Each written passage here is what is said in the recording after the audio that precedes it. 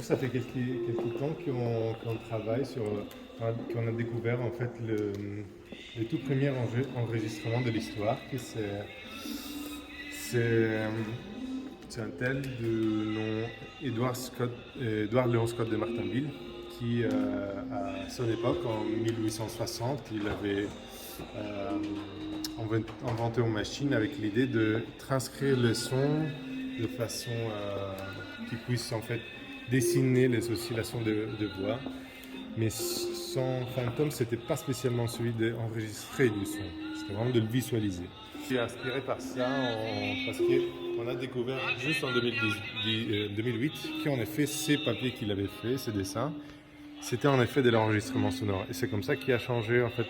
Avant, c'était Edison, le premier enregistrement sonore. Et début de 2008, c'est justement Edouard Scott de Martinville.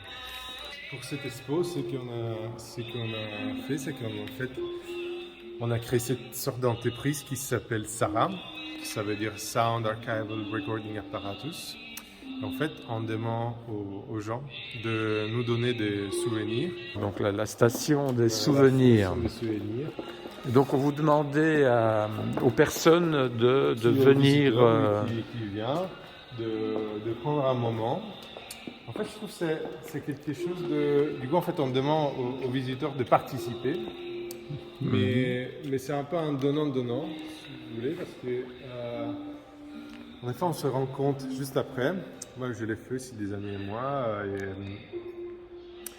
En fait, ça nous arrive pas souvent de s'asseoir et de mettre des mots sur des souvenirs peut-être très loin.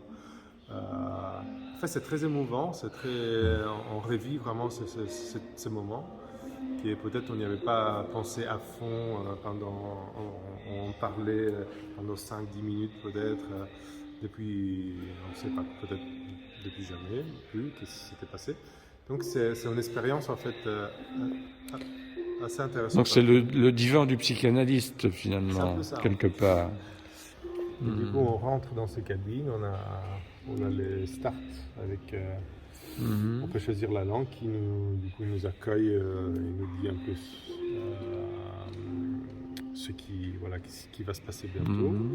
L'enregistrement est déjà lancé.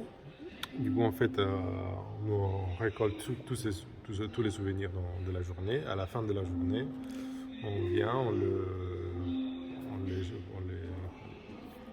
travaille et on les réinjecte dans les machines des jours d'après. Vous ne prenez pas tout.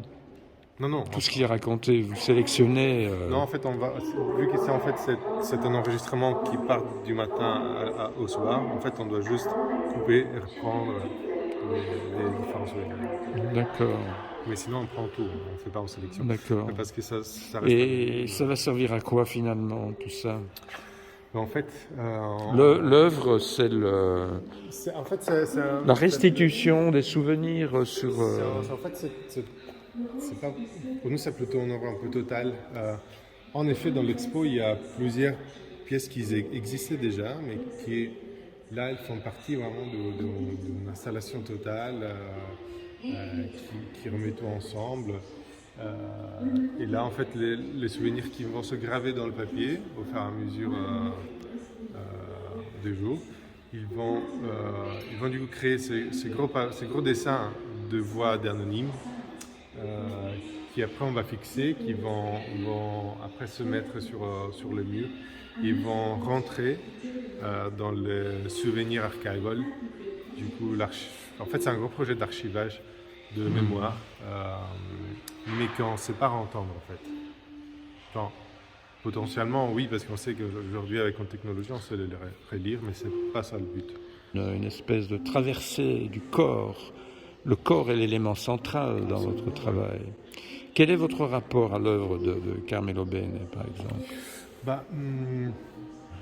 Disons que pourtant, c'est vrai ce que vous dites, mais...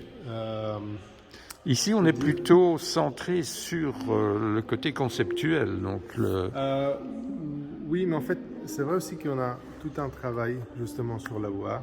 Et par exemple, vous avez cité Carmelo Bene, mais il y a aussi, par exemple, Demetrios Stratos qui nous intéresse beaucoup aussi. d'autres compositeurs, Luciano Berio, qui en fait, il y a toute une recherche un peu sur la voix en général. Dans ces cas-ci, ce n'est pas spécialement une recherche. Il y a un petit en cours. C'est surtout visuel. C'est surtout visuel. Donc, vous parlez d'un concept sonore, mais vous le traitez d'une manière visuelle. Oui, en fait. C'est bizarre dans l'approche. Ouais, ce qui nous intéresse aussi, en fait, au tout début, ce qui nous avait un peu intéressé, disons, par rapport à cette histoire du premier enregistrement sonore, c'était justement la beauté de ce dessin qui cet inventeur avait sorti. On trouvait que l'idée de dessiner, d'avoir en fait une façon de dessiner la voix, du coup de nouveau utiliser le son un peu comme un pinceau, comme un filtre, comme un vecteur, on trouve déjà ça assez poétique, et en plus que c'est fait sur du noir de fumée, que c'est quelque chose de très volatile, si volatile que en fait il y aura pendant la durée de l'expo, il y aura à tous les coups des petits mouches qui vont se poser dessus, qui vont laisser des petites traces, parce que c'est hyper sensible. En fait, c'est autant sensible qu'un papier photographique à la lumière. Du coup, entre ces rapports, entre ça et le son, qui c'est aussi quelque chose de volatile, cette intention assez intéressante. Moi, je trouve que c'est très intéressant pour des phénomènes télépathiques. On pourrait imaginer une conversation avec quelqu'un qui a disparu, pourquoi pas Carmelo Bene, et lui demander des réponses et qui nous répondrait par l'intermédiaire télépathique, qui serait retranscrite dans votre... ça prendrait corps... on peut imaginer plein de choses là. Nous, en fait, on laisse totalement ouverte la possibilité de justement imaginer des choses, mais parce que on essaie toujours de donner un degré de lecture assez,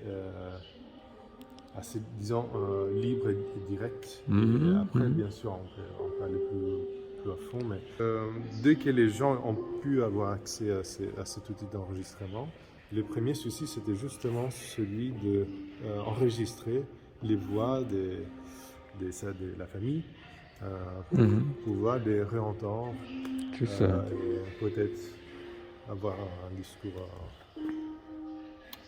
d'une façon un peu... Oui, je comprends, c'est très important.